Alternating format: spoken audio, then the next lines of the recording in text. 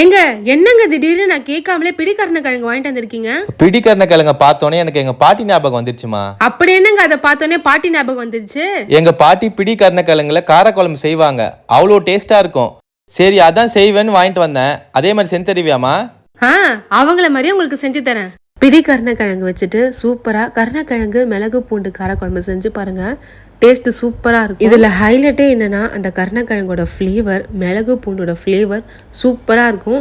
இது டிஃபன் சாதத்தோடலாம் சூப்பரா இருக்கும். இதுக்கு ஃபர்ஸ்ட் பழைய பிடி கருணக்கிழங்கா பார்த்து வாங்கிக்கோங்க.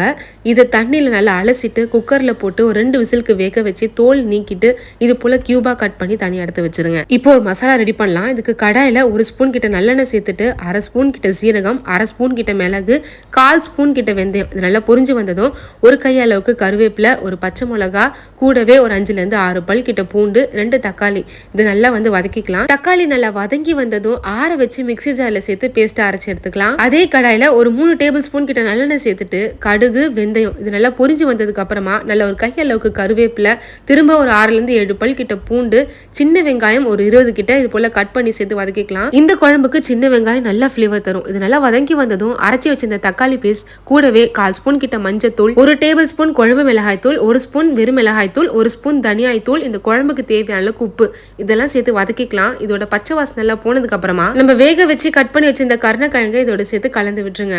கூடவே ஒரு எலுமிச்சை சைஸ் அளவுக்கு புளிய நல்லா கரைச்சிட்டு அதையும் இதோட சேர்த்துருங்க. கூடவே 1 டம்ளர் இல்ல 2 டம்ளர் கிட்ட தண்ணி சேர்த்துட்டு நல்லா கலந்து விட்டுட்டு தட்டு போட்டு மூடி ஒரு 15 நிமிஷம் ஸ்லோ ஃபிளேம்லயே நல்லா கொதிக்க விடுங்க. இப்போ குழம்பு நல்லா கொதிச்சு எண்ணெல்லாம் பிரிஞ்சு மேல வந்திருக்கும். இப்போ கடைசியா கொஞ்சமா பெருங்காயத்தூளும் பொடிசு நறுக்கிய கொத்தமல்லியும் போட்டுட்டோம்னா சூப்பரான கருணக்கிழங்கு மிளகு பூண்டு கார குழம்பு ரெடி. நீங்களும் ட்ரை பண்ணிட்டு எப்படி இருந்துச்சுன்னு சொல்லுங்க.